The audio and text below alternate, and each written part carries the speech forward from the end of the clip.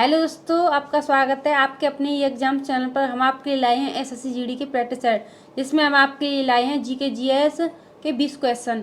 इसीलिए वीडियो को देखना। चलिए आगे चलते हैं, पहला क्वेश्चन देखते हैं। सिंधु घाटी सभ्यता के निम्नलिखित में से किस स्थल पर महान स्नानागार की खोज की गई? Option A Banawali, option B Mohenjodaro, या ऑप्शन सी लोथल, या ऑप्शन डी कालीबंगा। इसका हम आपको राइट आंसर बता दें, मोहनजोदड़ो में इसकी खोज की गई। इसकी व्याख्या भी देख लेते हैं। मोहनजोदड़ो मृतक की काष्य की मूर्ति, 3 मुख वाले देवता पशुपतिनाथ की मूर्ति, महान स्नानागार मिला। कालीबंगा से क्या मिला? जुते हुए खेत, अग्नि पूजा के साक्ष्य मिले। लोथल से चावल का प्रथम साक्ष्य मिला। बनावली से मिट्टी से बना हल मिला। नेक्स्ट क्वेश्चन देखते हैं। बाबर ने निम्नलिखित में से किस वर्ष में दिल्ली के सुल्तान को हराकर दिल्ली और आगरा पर कब्जा कर लिया?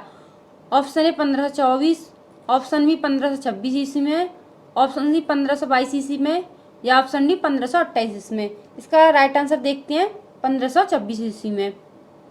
इसकी व्याख्या भी देख लेते हैं।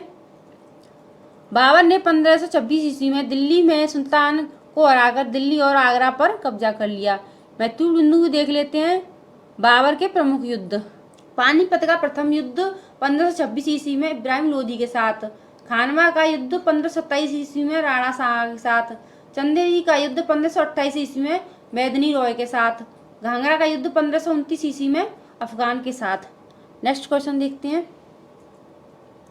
मौर्य साम्राज्य में तीर्थ यात्रियों पर लगाए जाने वाले कर का नाथ इनमें से क्या है? ऑप्शन बी यात्रा वेतन, ऑप्शन सी वस्तिका, या ऑप्शन डी पदिका। इसका हम आपको राइट आंसर बता दें, यात्रा वेतन। इसकी व्याख्या भी देखते हैं। मौर्य साम्राज्य में तीर्थयात्रियों पर लगाए जाने वाले कर को यात्रा वेतन कहा जाता है। मौर्य राजवंश ने 337 वर्षों तक भारत पर शासन किया। चाणक्य चंद्रगुप्त के दरबार में मंत्री थे। इन्होंने अर्थशास्त्र पुस्तक की रचना की। नेक्स्ट क्वेश्चन देखते हैं। अलाउद्दीन खिलजी के अपने सैनिकों के लिए एक सैनिक नगर का निर्माण कराया, जिसका नाम खाली जगह था। Option A Bengal, option B Sindh, option C Mysore, या ऑप्शन डी सीरी। इसका हम आपको राइट आंसर बता दें, सीरी था इसका राइट आंसर। चलिए इसकी व्याख्या भी देखते हैं।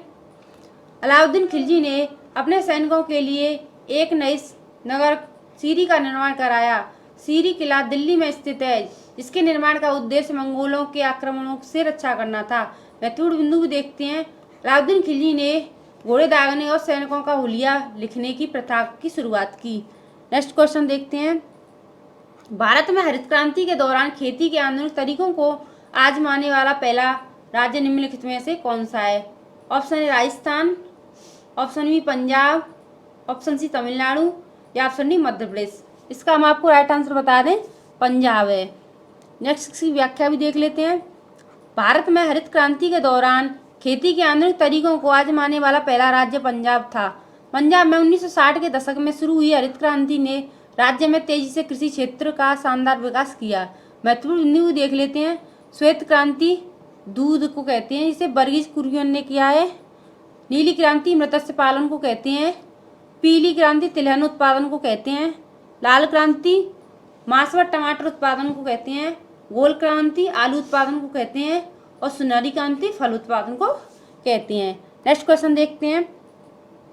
भारत का सबसे लंबा नदी पुल टोला सादिया निम्नलिखित में से किस नदी पर पाया जा रहा है?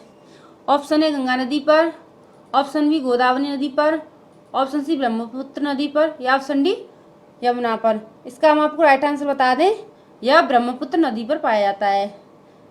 नेक्स्ट इसकी व्याख्या भी देखते हैं। भूपेन हजारिया सेतु या डोला सादिया पुल भारत का सबसे लंबा पुल है, जिसका उद्घाटन 26 मई 2017 को प्रधानमंत्री नरेंद्र मोदी द्वारा किया गया। यह 9.15 किलोमीटर लंबा सेतु लोहित नदी पर बना है, जो ब्रह्मपुत्र नदी की एक मुख्य उपनदी है। इसका एक छोर अरुणाचल प्रदेश के डोला कस्बे और दूसरा छोर असम के तिनसुकिया जिले में सदिया कस्बे में स्थित है। नेक्स्ट क्वेश्चन देखते हैं। निम्नलिखित में से किस राज्य में एक एकाधिकार रामसर स्थल लोरान झील है? ऑप्शन ए महाराष्ट्र में, ऑप्शन बी हरियाणा में, या ऑप्शन सी तमिलनाडु में, या ऑप्शन डी पंजाब में। इसका हम आपको राइट आंसर बता दें, महाराष्ट्र में है ये। इसकी व्याख्या भी देखते हैं। रामसर स्थल का आशय ऐसे आर्द्र भूमि क्षेत्र जो जैव विविधता के लिए बहुत ही महत्वपूर्ण है, उन महत्वपूर्ण स्थलों को रामसर संधि के अंतर्गत संरक्षित किया गया है। यह संधि वर्ष 1975 में प्रभावी। भारत में वर्तमान में 75 रामसर स्थल हैं।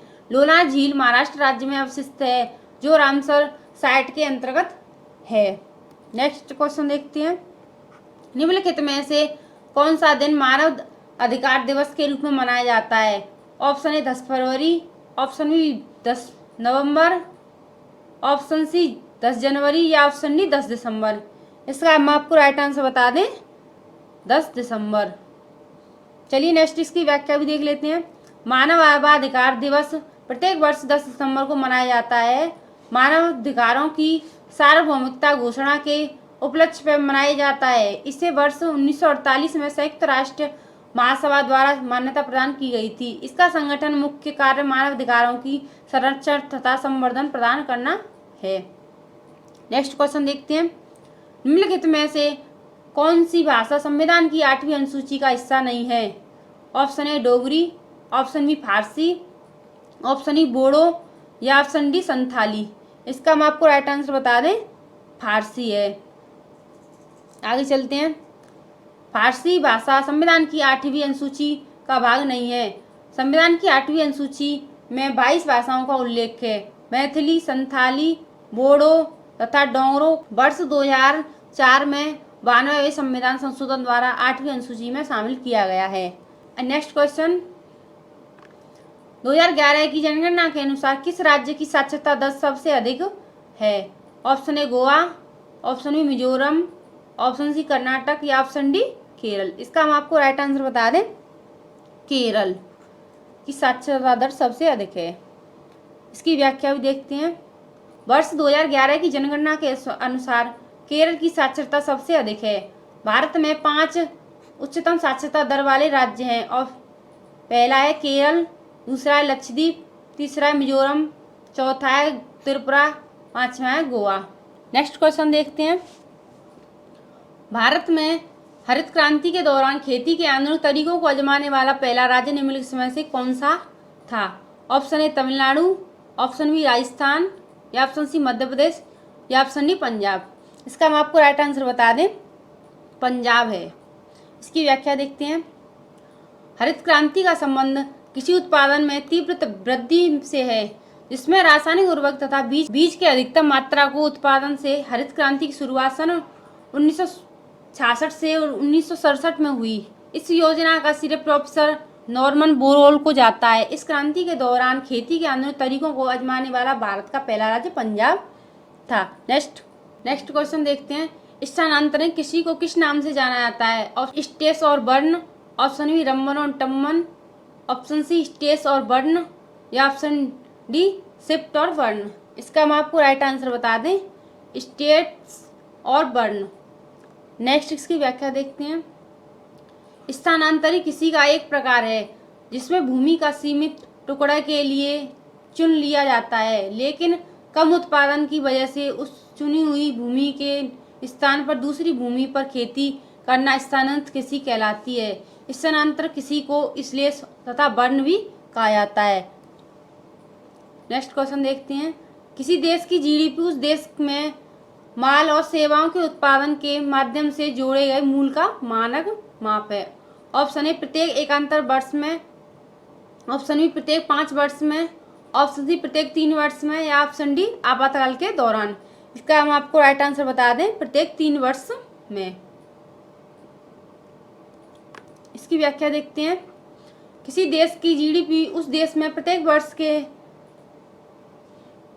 वर्ष में माल और सेवाओं के उत्पादन के माध्यम से जोड़े गए मूल्य के मानक की माप की जाती है। नेक्स्ट क्वेश्चन देखते हैं। सीमेंस किसकी इकाई है?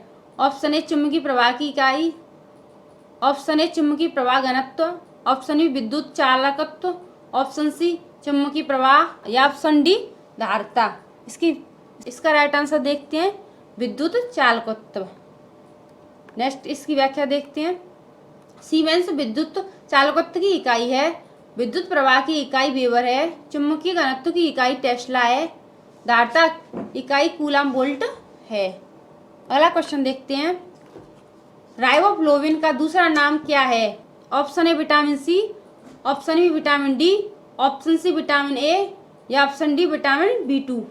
इसका हम आपको राइट आंसर बता दें, विटामिन बी2 है। इसकी व्याख्या देखते हैं। विटामिन ए का नाम रेटिनॉल है। विटामिन सी एस्कॉर्बिक अम्ल है। विटामिन डी अंगो कैल्शियम फेरोल है। विटामिन बी2 राइबोफ्लोविन है। अगला क्वेश्चन देखते हैं। अप्रैल 2017 में प्रधानमंत्री नरेंद्र मोदी ने महत्वाकांक्षी नर्मदा अवतरण सिंचाई के पहले चरण का उद्घाटन किस राज्य में किया? ऑप्शन ए राजस्थान में, ऑप्शन बी उत्तर प्रदेश में या ऑप्शन सी गुजरात में या ऑप्शन डी मध्य प्रदेश में। इसका हम आपको राइट आंसर बता दें, गुजरात में किया है। इसकी व्याख्या देखते हैं। सोनी सौराष्ट्र नर्मदा नदी अवतरण सिंचाई योजना का उद्घाटन प्रधानमंत्री नरेंद्र मोदी गुजरात राज्य में किया।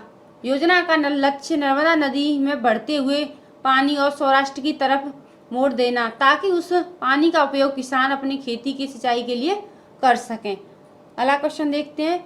ब्रिटिश संसद में सांसद बनने वाले पहले भारतीय का नाम बताइए। ऑप्शन ए दादा भाई नौरोजी, ऑप्शन ई भिकाजी कामा, ऑप्शन सी पीलू मोदी या ऑप्शन डी जमशेदजी टाटा। इसका हम आपको राइट आंसर बता दें, दादा भाई नौरोजी। आगे चलते हैं। दादा भाई नौरोजी ब्रिटिश संसद में सदस्य बनने वाले पहले भारतीय थे। जमशेदजी टाटा ने 1907 में भारत के पहले स्टील प्लांट की स्थापना की। भिकाजी कामा जर्मनी के स्टुटगार्ट नगर में भारत का प्रथम तिरंगा झंडा फहराने के लिए प्रसिद्ध हैं। अगला क्वेश्चन देखते हैं। निम्नलिखित में से किसका प्रयोग करके वेब पेज का निर्माण किया जाता है? Option A HTTP, option B HTML, option C SMTP या ऑप्शन डी HGML। इसका हम आपको राइट आंसर बता दें, HTTP। इसकी व्याख्या देखते हैं। HTTP का अर्थ है हाइपर टेक्स्ट ट्रांसफर प्रोटोकॉल है। यह एक प्रकार का वेब पेज बनाने के लिए इस्तेमाल किया जाता है। यह प्रोटोकॉल HTTP डॉय की नींव है। वर्ल्ड वाइड वेब के लिए संचार HTTP हाइपर टेक्स्ट का आदान प्रदान या हस्तांतरण करने के लिए प्रोटोकॉल है। Next question. एक डेटाबेस में डेटा प्राप्त करने के लिए निम्नलिखित में से किस लैंग्वेज का प्रयोग किया जाता है? Option A ASP.NET, option B Java, option C SQL या ऑप्शन डी C++। इसका हम आपको राइट आंसर बता दें, SQL। इसकी व्याख्या देखते हैं।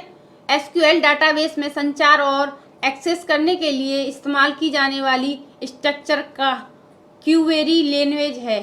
SQL प्रोग्राम में प्रयोग की जाने वाली डोमेन विशिष्ट भाषा है और रिलेशन डाटाबेस मैनेजमेंट सिस्टम में